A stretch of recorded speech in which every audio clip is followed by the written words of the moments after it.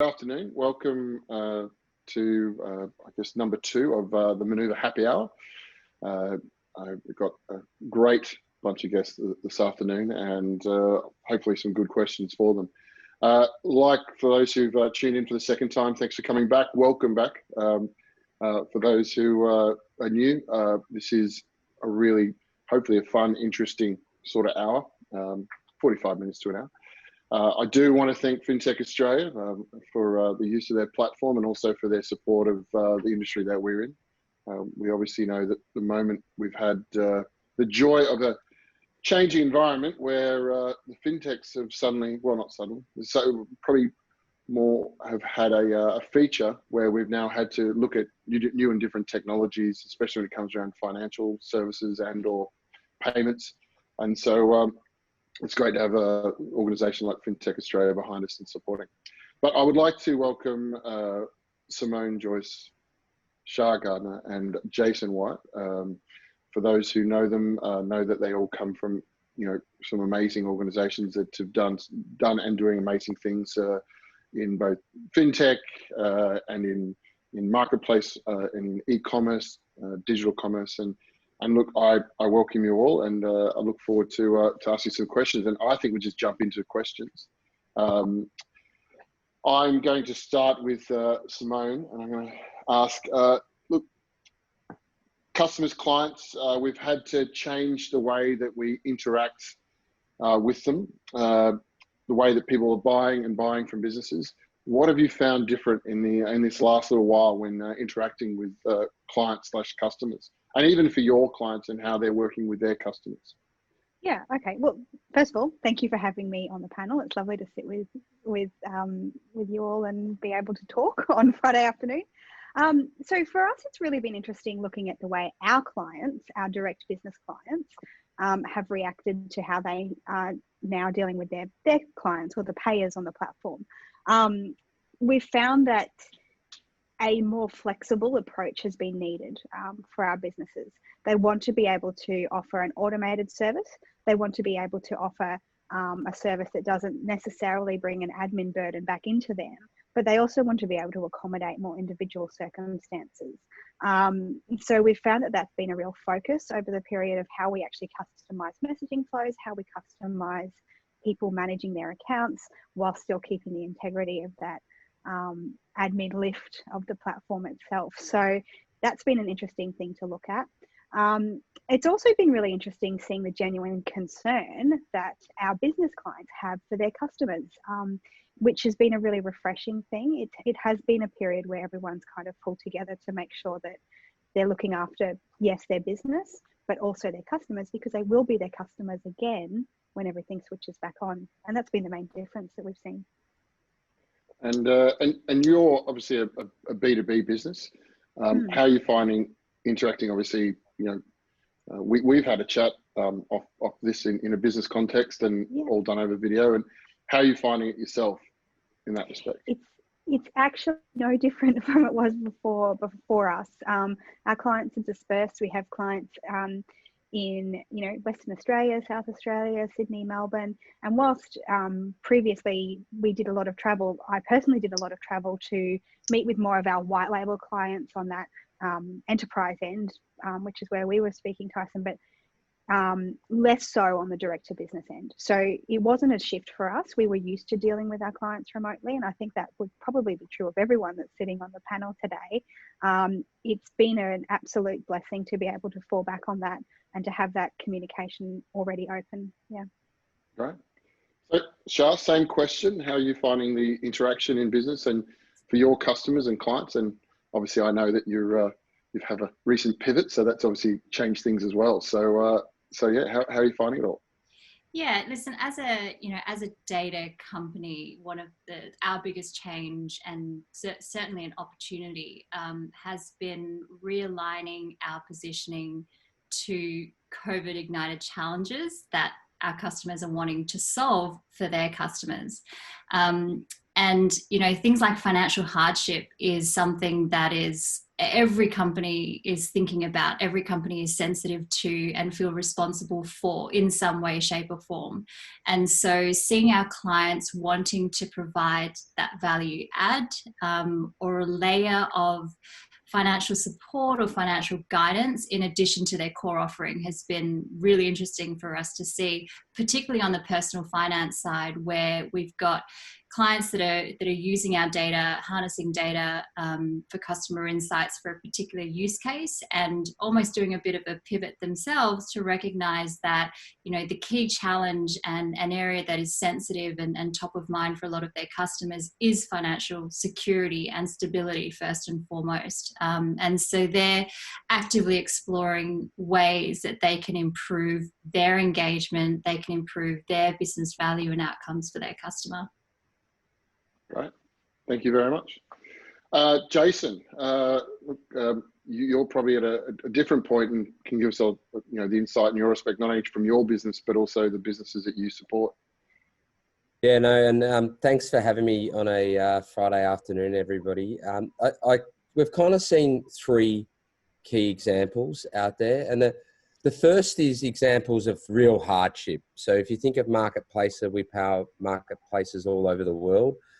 And if you're in the travel or event business, there's real hardship around that. And that group of customers are basically bunkered down under a rock, pressed pause and said, you know, if you can help me, but leave me there for now. I need a pivot in some way, shape or form to survive into the future. I think there's a second group of customers that we've seen out there that have said, I'm a survivor. Don't talk to me about new initiatives just yet. And you know, I'm going to save my cash. So I'm going to sit on my eggs like a hen.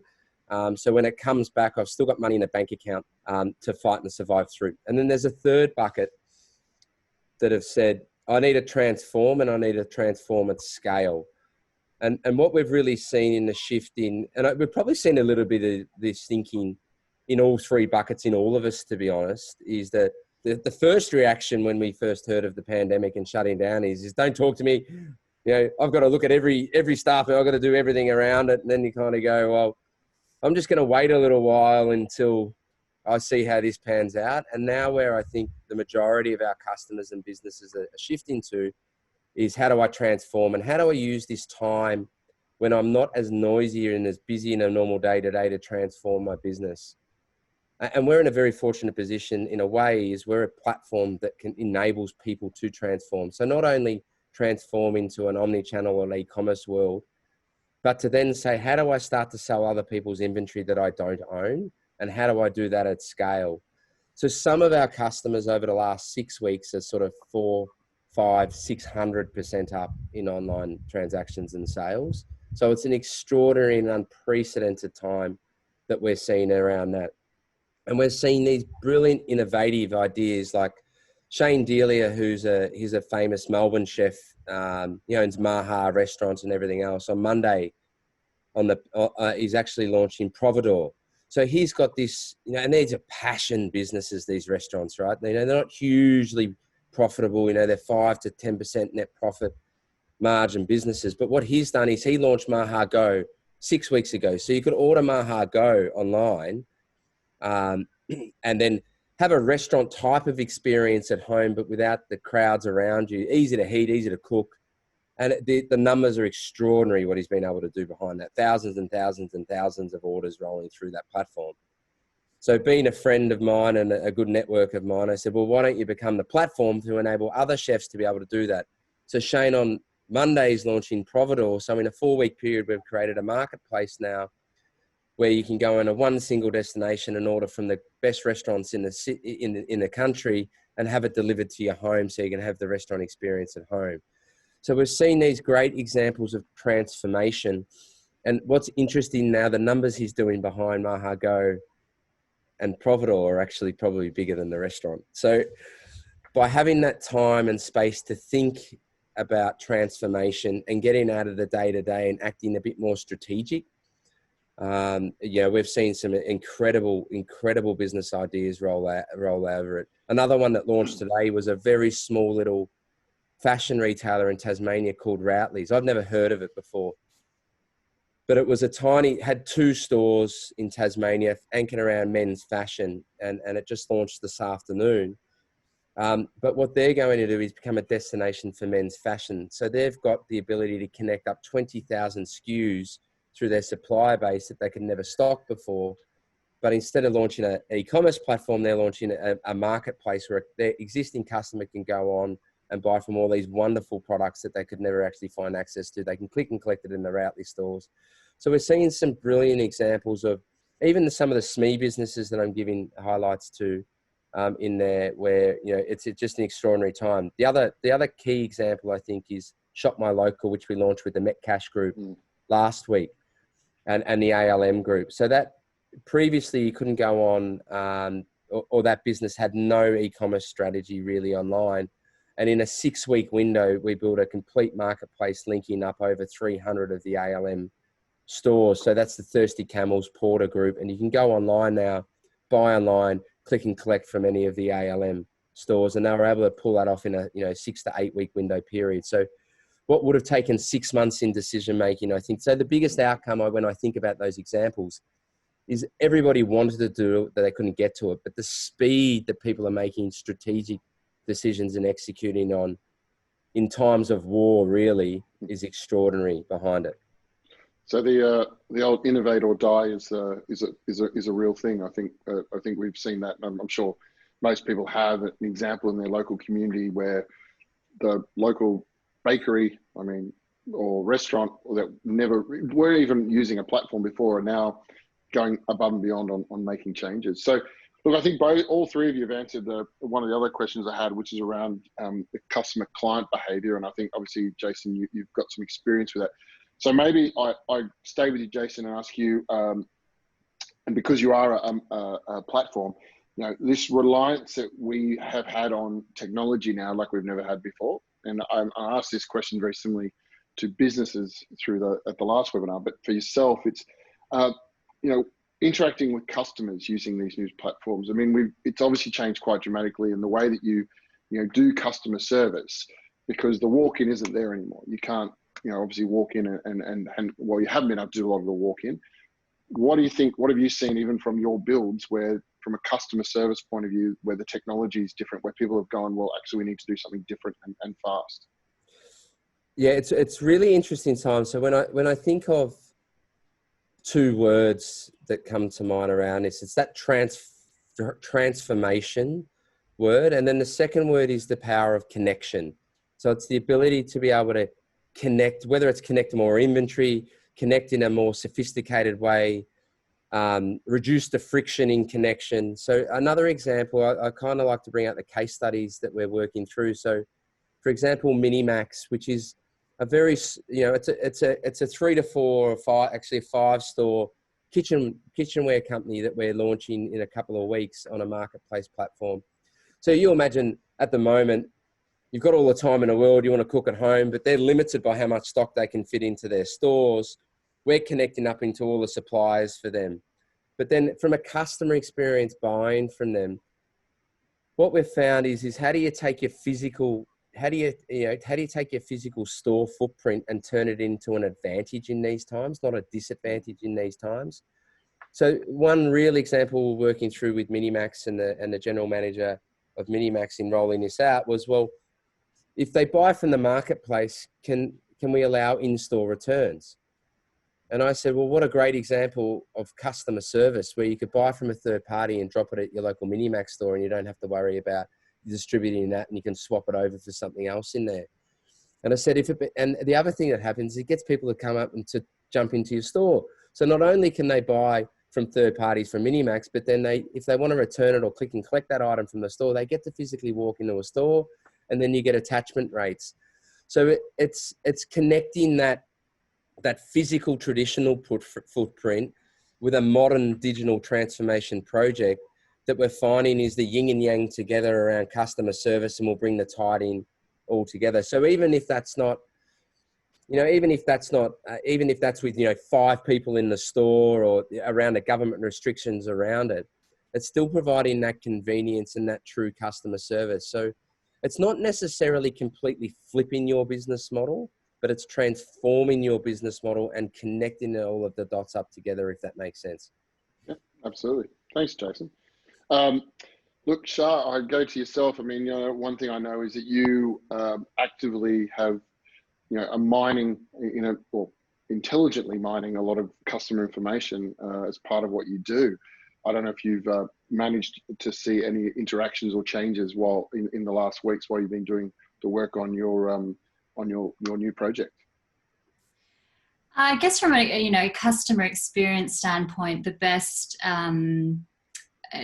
way, I guess, no, actually, like the best scenario to paint is, as we were building out the platform, and this is nothing to do with the data insight side of it, I'll save that for later on in the chat. But in terms of building out the platform and Jason's comment around the speed and urgency to which customers are wanting to move at, we had to revise our approach to the way we were building it, recognizing that we could build it so much better to be adaptable and to be accommodating for a post-COVID customer experience, which is to say customers are wanting to move through the platform experience really quickly, without friction, with great flexibility, that it needs to be super intuitive. And we, as a data company, we need to be able to do that seamlessly without compromising the security and privacy that comes with signing up to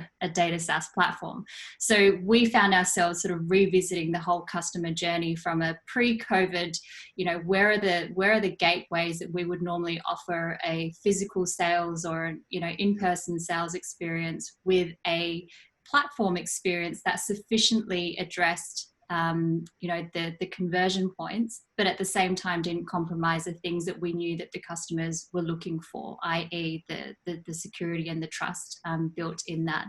So we ended up taking a little bit longer in building the platform. Fortunately, COVID sort of hit at the exact right time for us to be able to move and adapt accordingly. And we've just gone live with our platform last week, which we feel sort of now sufficiently caters to what customers are expecting today and quite possibly in the next 6 to 12 months, when even as we return back to normal. Right. Look, thanks. And I think, for those who don't know what Finch does, you certainly should check out if you haven't already. Obviously, there's links in the LinkedIn invitation, and you should be checking out what they can do for organizations. I think the insight word is making a big difference, and also quality of data. If I've seen anything from our discussions, the quality of data makes so much more, it's far more important than it's ever been, because now it's so geo-sensitive that we have to know, and we like to pinpoint things. It's not good enough anymore just to get blanket, piece of information that tells you where some spend is, but the time of day, where you're at, what you're doing, because we're tapping and going and online and offline, and the speed is quite incredible from a data point of view to process. Yeah, and I would add that, from a customer experience perspective, is how do we make it as easy as possible for existing customers and new customers to discover that, to discover the potential of their data. And so making sure that experience is intuitive to them and easy to them. And we're not talking about, you don't have to be a big financial service or retail enterprise company. You could just simply be a small business wanting to understand your customers better, in which case we want to make it easier for those types of businesses as well. Right. Yeah, I'll give you an example of that, Tice, just quickly. Is on bike exchange globally, we've just literally seen the spike of e-bikes go completely through the roof. So what we're using is data science to forecast to the global bike industry the demand pivot between today and next year, so they can influence their manufacturing decisions over the next 24-month forecast.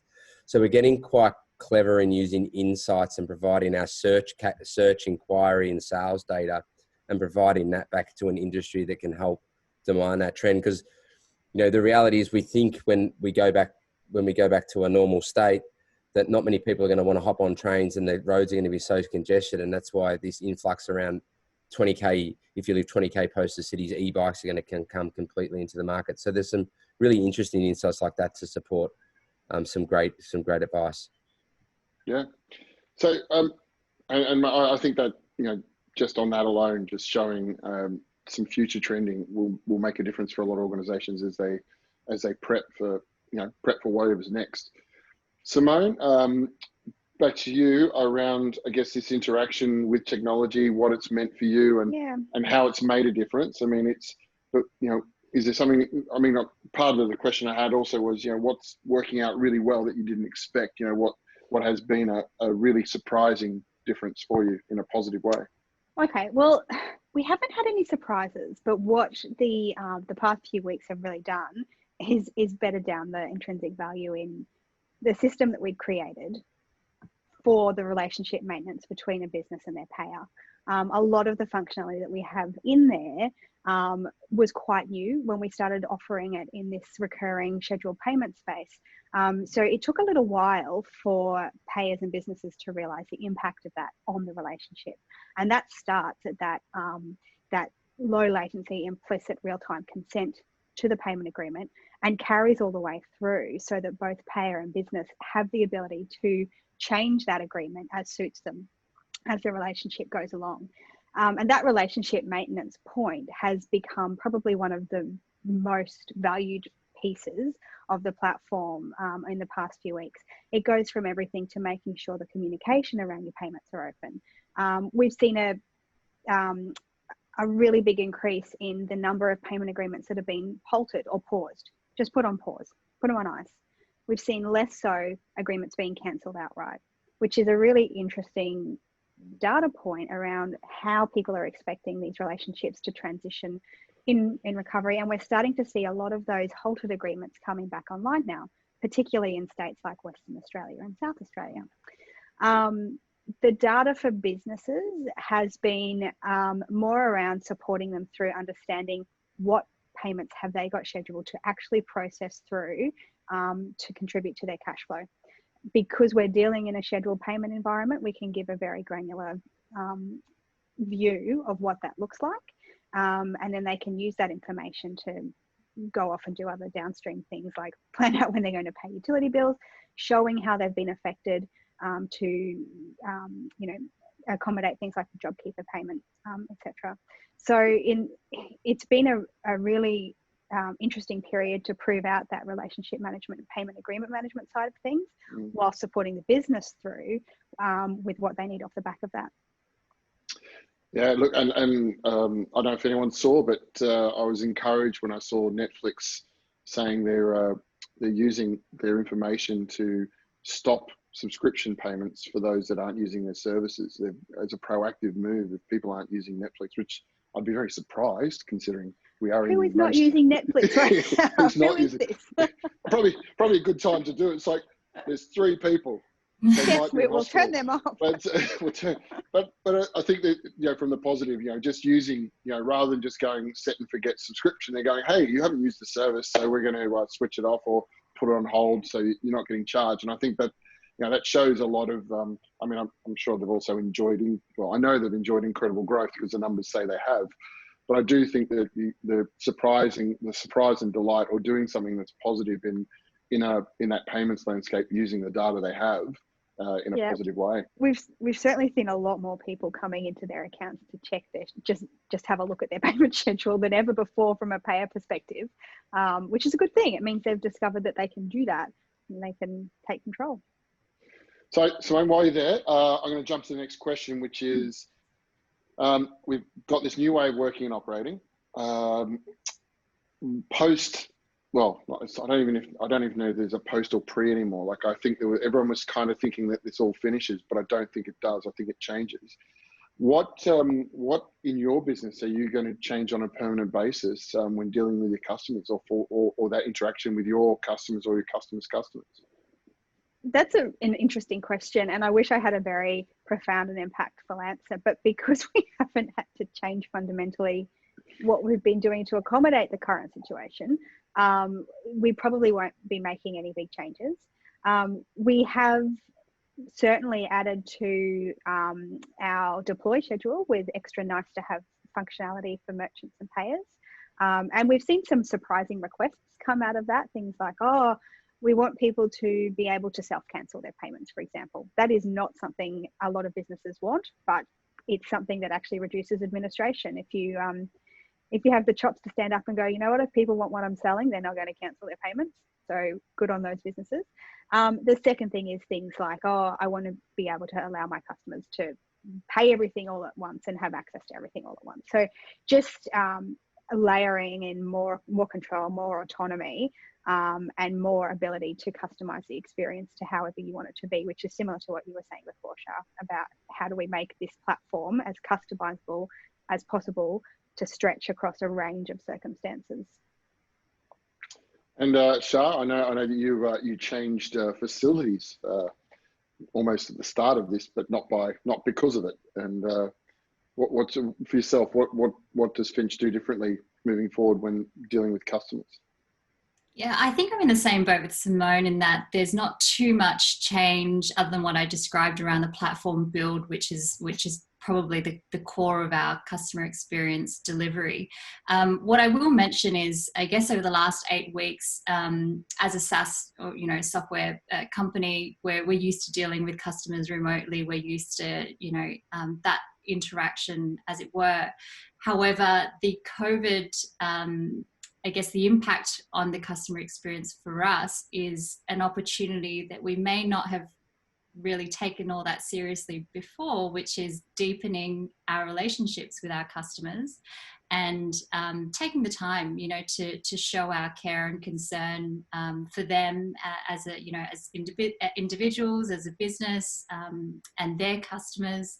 And so, this really is for us a time to really understand how we can continue adding value to the relationship outside of kind of the business value. And this comes back to, I guess just some principles of, of influence, creating sort of reciprocity with customers during this time and building that trust is really important. I think that that's going to be something that customers remember and retain long after this is over. And so on the data side of things, we have been spending time mining data on behalf of our customers to try to sort of reveal or sort of tap into different insights that we think that would be beneficial to them outside of what they're currently offering. And that really drills down to again, their ability to continue adding value to their customers and doing some of these things in kind and doing some of these things just as a nice thing to do, and supporting our customers that way. And so, for us, we're fortunate in that we're a little bit like Simone. We haven't had any customers kind of pull the plug directly, but we're absolutely cognizant of the fact that our existential crisis is that what would we do if we did lose these customers? We have to be realistic and consider the option of them saying, reviewing all of their vendors and saying, do we need Finch? Like, are they increasing our revenues? Are they decreasing our costs? If not, let's put it on the back burner. And so we're constantly finding ways to, retain the customer. Great, thanks for that, and appreciate the insight, because I think we've got people listening that are from different SaaS models and from platforms, etc. And I think the encouraging part is how do we keep going forward at the rate we are? And look, I'll go across to Jason now, because I think Jason, you made a really interesting point before, and and for yourself, because we've obviously done some work together over many years. We know that that decision making has. I would say I've never seen such an accelerated version of decision making, where I've seen things that would have normally taken some organizations 6 months, 12 months longer, making it in such a shorter time that it's all, from those that run the growth management business development side, it's almost like a dream's come true. But for yourself, like what are you going to, what will you do differently? What will be different for marketplace moving forward? Yeah, so I think we're focused on 3 things, and the first was we try to be really proactive with it with our marketplace community. So if we think that they were doing it tough, we actually proactively reached out to them and gave them some relief in the short term, because we have a long-term view behind our business strategy. And if we can assist our clients in the short-term view, long-term, they're partners for life. So we took a very proactive stance on that. The second, from a sales funnel and sales cycle perspective, we recognize the fact that big implementation fees probably don't, the cash in the market is not what it was. So we've definitely been proactive around, again, a longer term view behind our business and shifting our economics in some of our pricing architectures in some of our segments to be less upfront and more partnership in the long-term focus, whether that's on a GMV basis or an increased SaaS fee over a long period of time. And what we saw the impact of that was that we had basically an influx to the tune of close to 400% increase month on month in deal cycle getting done on marketplace or at a platform level. And I think if we didn't react in that way, we just would have had a deal zero. So, and it's made a ginormous difference. And what it enabled our team to do is be unbelievably busy and unbelievably motivated during this time as well. And then, when I think of the third, what we did with marketplace, we tried to play long again, and we enabled that quick decision making in bigger organizations and started our one-to-many relationships out there. So we signed in the last sort of 6 weeks with Trizons, eWave, Deloitte Digital to distribute Marketplace, not only locally around the globe. And we're partnered also with an American business called Rebecca to distribute it back through sort of the Florida coast of the USA. So they're individually, I think that, all of those things have added up, that last one, from experience, would have taken 18 months to us, I reckon. And we got 4 massive deals done on a distribution basis in a 6-week period. So these big organizations with big costs have to move and act really quickly in this time, in my opinion. So although we're in isolation, we're not. We're in deal mode and transformation mode. So that's my advice: is get out there and don't be afraid. Don't be afraid to fail and put yourself out there. Because the chances are what was a maybe, what was a, hey, we've got to really do a 2 years of due diligence is a yes, and let's make shit happen. Oh, look, I think that's where, I'm hopefully those who are listening in, attending today, are seeing it themselves. Is obviously there's just never been a great opportunity to reach out to places that you've never reached out before, because people may have a bit more time than they do, but they also have time to listen. I think the experience we've had so far at our end has been, no one's really said no to 15 to 20 minutes to have a chat. It's been very different to the past where you would have had to travel and do that. You actually have everyone seems to have the 15 to 20 minutes. And again, I think like most of us, we know that if you can't get your story across in that period of time, well, you're never going to get across anyway. So it's working really well. But I might stick with you then on another question, which is, and I think there is about the surprise aspect is, in working with your marketplaces, are there any stories you can tell us about the surprise of the customer? Like something, you mentioned the bike increase of, electric bikes, which has been incredible. Have there been any other surprises where the people you're working with have said, we can't believe our customers want X or Y or the way they're interacting or reacting? It's some of our marketplaces are 400, 500, 600% up. So there's some extraordinary. A massive surprise. Surprise. So we run Bob Jane T-Mart, Petstock, Bike Exchange, Accent Group, Metcash, and I won't give you individual data on all of them, but I can tell you there's a lot of people drinking in the world at the moment and on scale. Hopefully they're not renting an e-bike after that. No, that's right. But, I can, because I'm chairman of Bike Exchange, I can share some insight on Bike Exchange in there. And Bike Exchange over the last 12 weeks is 600% up globally. And that's right through Germany, the USA, and it's extraordinary in that health and fitness sector in general. in the home sector in general, and in the grocery and alcohol sector, it is absolutely extraordinary what we're seeing in those sectors, and unprecedented. And and I think with Shah on the line as well, I think it's really interesting because what you've been able to do is capture new customers. So some of these, the rate of customers in some of the marketplaces is 60 to 70% new month on month. So it's an extraordinary time to acquire new customers at an incredible low cost of acquisition. And if you can use smart data and insights and drive great customer actions and behaviors on the back of it, you'll be able to retain these customers for life. So it's not transformative for the now, but it's transformative forever. And what you'll find is that there's some really sad and hardship stories in here.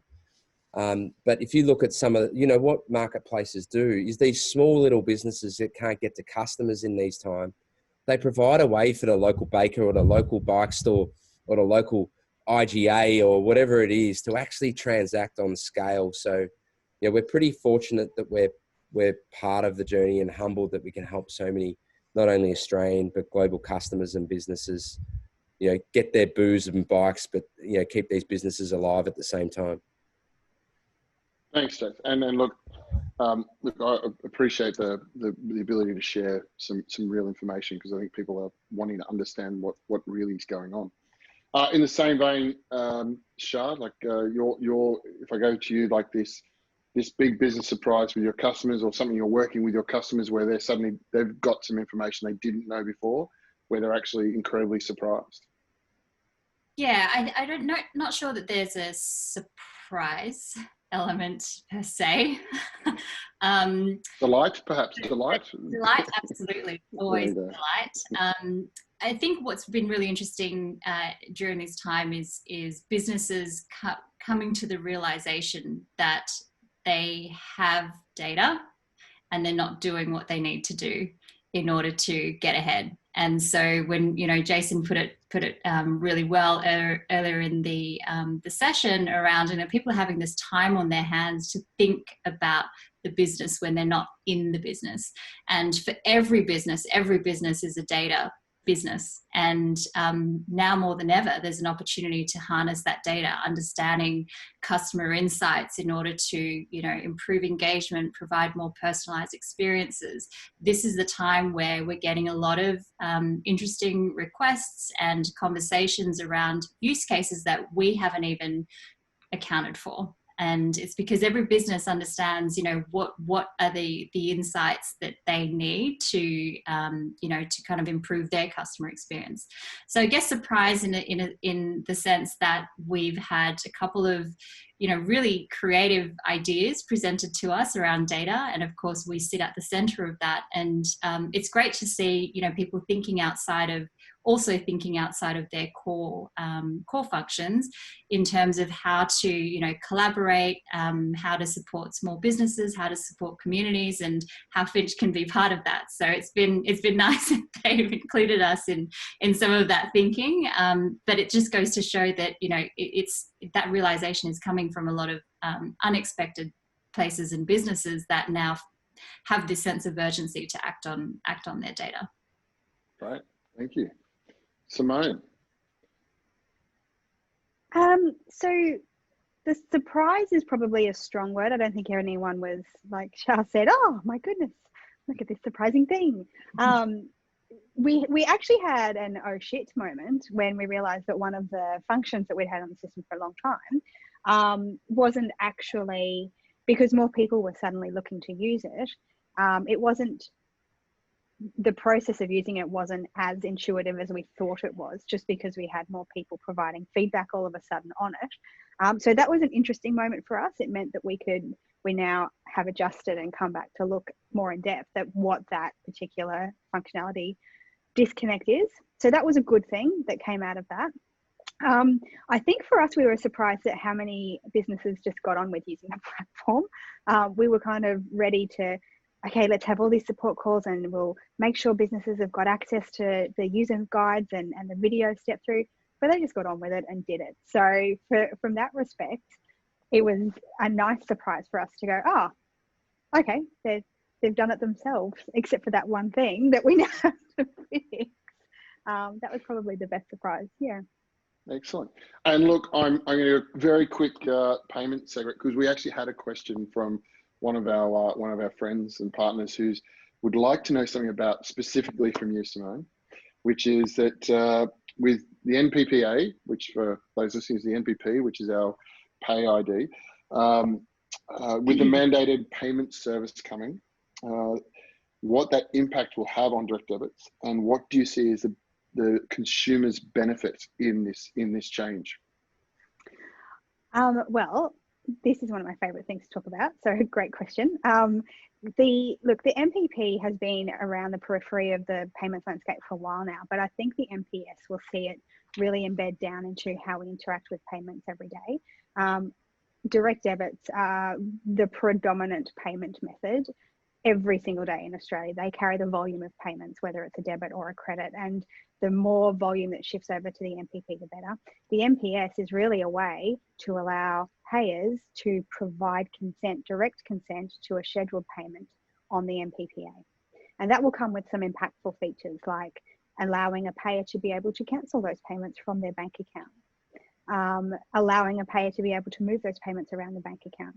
So will it have a big effect on the way direct debits are handled?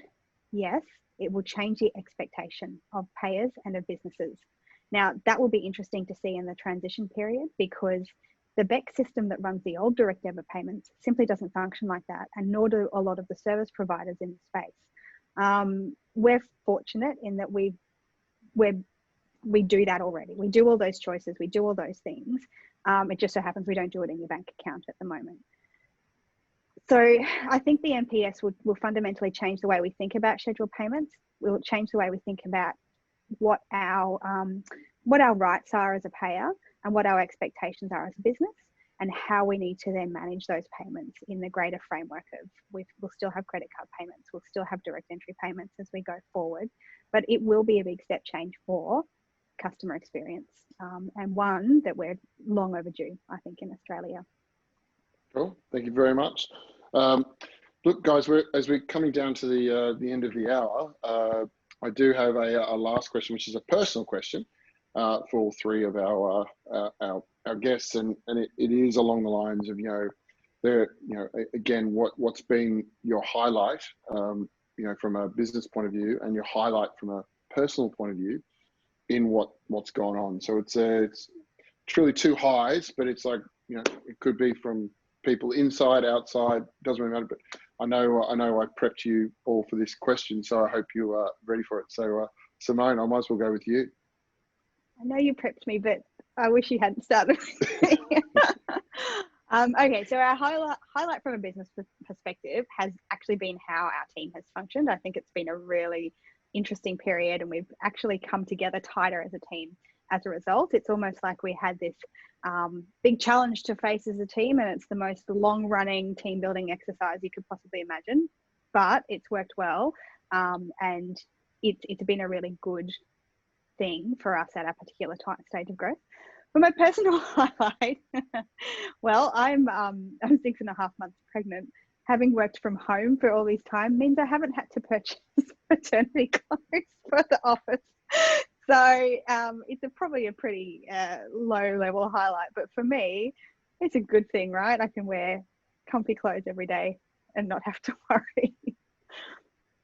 Excellent. Thank you very much. Shah.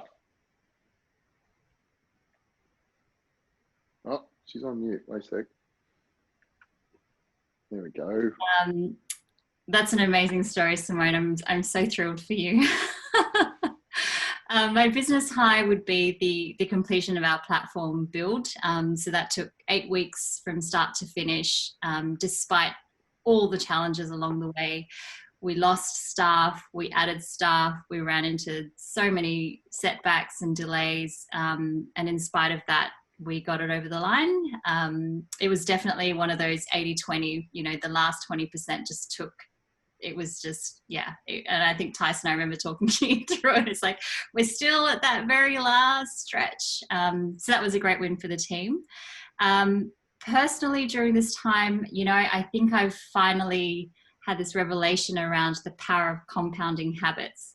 I never understood this idea of like 10, 15 minutes of something every single day, because I'm kind of one of those go hard, you either do it or you don't.